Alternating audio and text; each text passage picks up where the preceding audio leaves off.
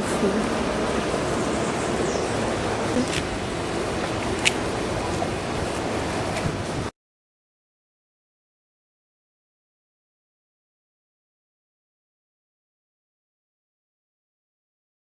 Tem educação principalmente. Educação eu quero dizer assim, no sentido amplo, né? Você preparar aí uma geração, duas gerações, no sentido assim de conhecimentos, né? Conhecimento, educação não é só aquela educação doméstica, educação na escola. A educação assim, através de universidades, de ensino, né? Isso é que eu acho que é fundamental. Você preparar os seus jovens aí com conhecimentos para que haja então um desenvolvimento industrial principalmente. E sem treinamento, sem preparo, não tem como você progredir industrialmente. Eu te dou um exemplo, a Petrobras, o sucesso da Petrobras é baseado em quê? Eu fui da Petrobras, sei. É baseado em treinamento que ela tem, um treinamento intensivo. Em todos os níveis ali você tem treinamento, né? Então esse treinamento é um processo de educação, um processo de crescimento. Então esse tipo de treinamento é que proporcionou a empresa alcançar esses índices que ela tem aí, de buscar petróleo em águas profundas, agora esse desafio do pré-sal que ela vai explorar, encontrou uma jazida enorme, uma jazida fantástica de óleo, através de quê? De treinamento, de uma educação. O treinamento é um tipo de educação. Então você tem que ter um pessoal, uma equipe treinada, né, para gerar então algum tipo de conhecimento, pesquisas e finalmente aplicar esse tipo de conhecimento, esse tipo de pesquisa em algum tipo de atividade. Então a Petrobras tem o sucesso dela baseado assim no treinamento, na educação. Né? E aí, por exemplo, a Petrobras foi um exemplo. Você tem outras companhias também que investem muito no treinamento, na educação. A Vale do Rio Doce é outra, que tem um sucesso tremendo internacionalmente. Né? E outras empresas menores aí que investem em educação, investem em treinamento, pesquisa e então tem sucesso. Então, basicamente, para mim é esse tipo de investimento, de educação que você vai ter sucesso depois, futuramente. Claro, isso daí demanda, às vezes, uma geração, duas gerações, né, 10 anos ou mais tempo ainda. Tá?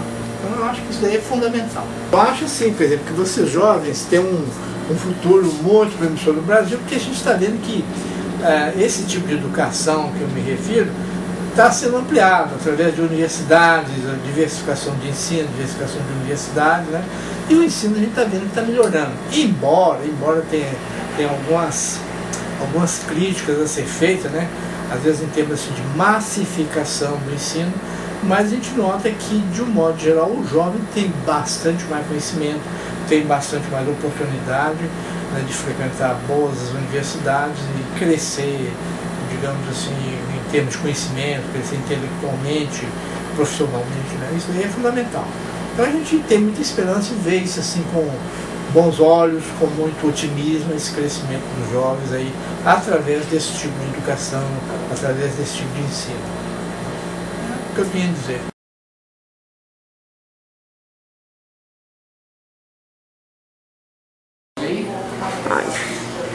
Bom dia, meu nome é Lucas, a gente vai fazer um trabalho de humanidades na matéria Estudos da Contemporaneidade e vai entrevistar hoje o estudante de Geografia, William. Queria fazer uma pergunta, William. Como alcançar o desenvolvimento econômico no Brasil, almejando o ideal do progresso? Bom, a sua pergunta, ela direciona a resposta e é difícil você contornar, dar um outro tipo de resposta no ser almejando o ideal do progresso, que é toda uma ideologia já estatal. Então, partindo desse pressuposto de alcançar esse progresso, a resposta seria na linha de uma integração dos transportes brasileiros, almejando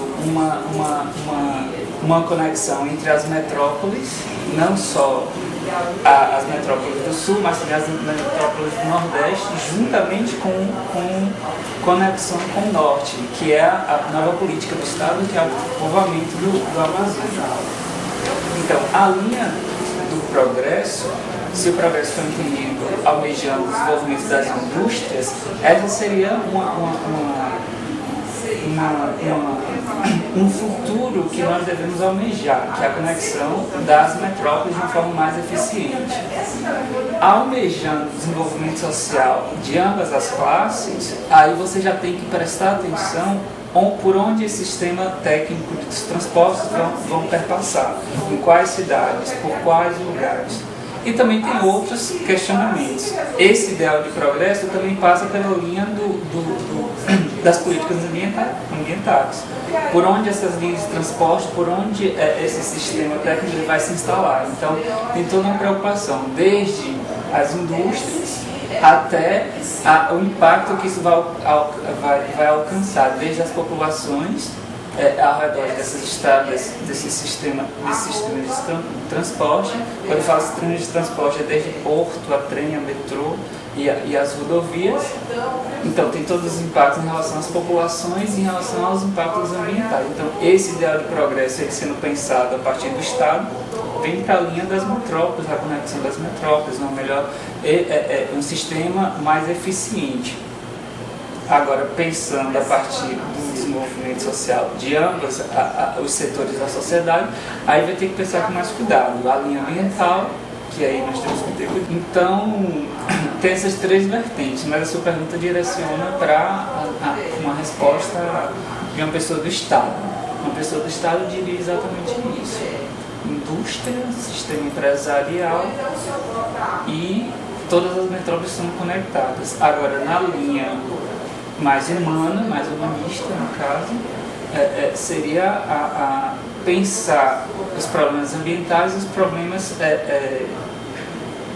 da aglomeração de pobreza, porque isso também gera todo um desequilíbrio entre as migrações, entre as populações, entre as cidades, que vão ficar à margem desse sistema.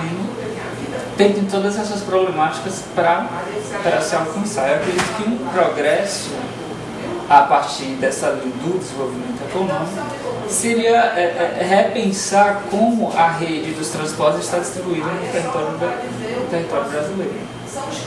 Não pensar apenas como um limite de região, Nordeste, Sul, Centro-Oeste, Norte, não. Pensar a conexão entre as metrópoles, porque a região ela é um pouco ditada pela dinâmica metropolitana dos estados. Por essa linha.